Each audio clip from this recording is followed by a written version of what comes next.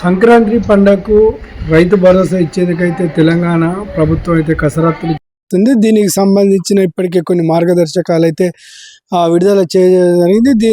దీనికి సంబంధించి కేబినెట్లో మొన్న గురువారం అయితే చర్చ కూడా జరిగారు. మరోసారి ఈ రోజు కూడా దీనిపైన ఒకసారి చర్చ జరిగే అవకాశం ఉంది.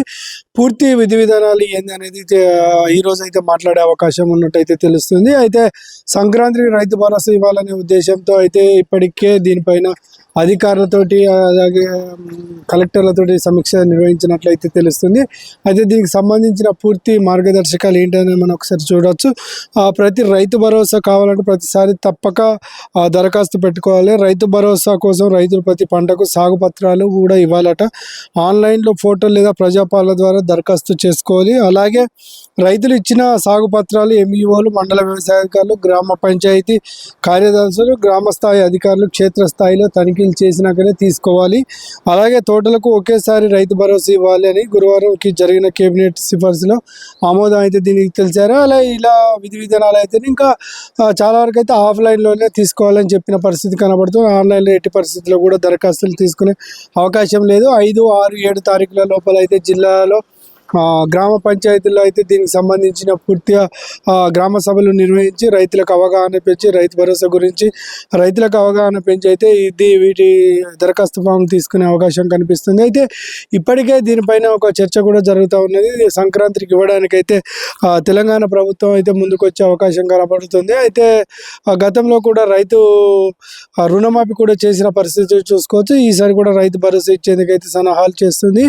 అయితే 7 ఎకరాలు ఉన్న రైతులకు మాత్రమే ఈ రైతు భరోసా ఇచ్చే అవకాశం ఉంది. ఆ పైన ఉన్న వారికి అయితే ఎట్టి పరిస్థితులు, అలాగే పంట పండించే భూములకు మాత్రమే రైతు భరోసా వర్తిస్తుంది. లేదా పంట పండించని బీడు భూములు కానీ ఇనాం భూములు ఇతర భూములు ఉన్న వాటికి రైతు భరోసా ఇచ్చే అవకాశం లేదంటే కేబినెట్ మీటింగ్లో అయితే తెలపడం కూడా జరిగింది. అయితే దీనిపైన మరొకసారి కేబినెట్లో ఈరోజు చర్చ జరిగే అవకాశం ఉంది. దీంతో పాటు ఈరోజు ఇంధనం విధానం పైన, అలాగే ఇంధన పాలసీ పైన, అలాగే ఇందిరమ్మ ఇండ్లు పోతే ఇంకా రైతు భరోసా, కొత్త రేషన్ కార్డుల పైన ఈరోజు చర్చ జరిగే అవకాశం కనిపిస్తుంది.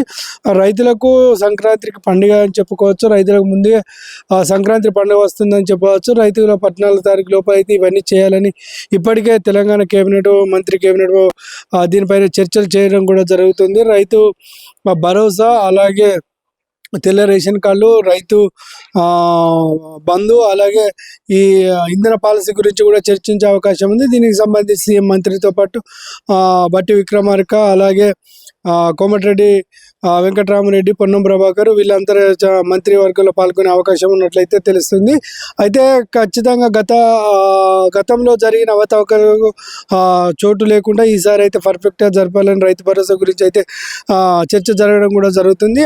15,000 రూపాయలు అంటే రైతు భరోసా అయితే రెండు పర్యాయాలుగా ఇచ్చే అవకాశం ఉన్నట్టుంది కనబడుతుంది. 7,500 ఒకసారి, 7,500 అంటే మొత్తానికి పంట సంవత్సర కాలంలో 15,000 రూపాయలు ఇచ్చే అవకాశం ఉంది. వీటిని 2 సార్లు ఇచ్చే అవకాశం అయితే కనబడుతుంది. కాబట్టి రైతులు పంట పండించే భూములకు మాత్రమే ఉంటుంది. బీడు భూములకు, పంట పండించని ఎలాంటి వట్టి భూములకు అయితే రైతు భరోసా వర్తించదని చెప్తున్నారు. కాబట్టి రేపటి నుండి 5, 6, 7 తారీఖుల లోపల అయితే ప్రతి గ్రామ స్థాయిలో గ్రామ పంచాయతీ కార్యదర్శులు, ఎంఆర్ఓలు, విఆర్ఓల ఆధ్వర్యంలో అయితే ఈ చర్చ జరిగే అవకాశం అయితే కనిపిస్తుంది.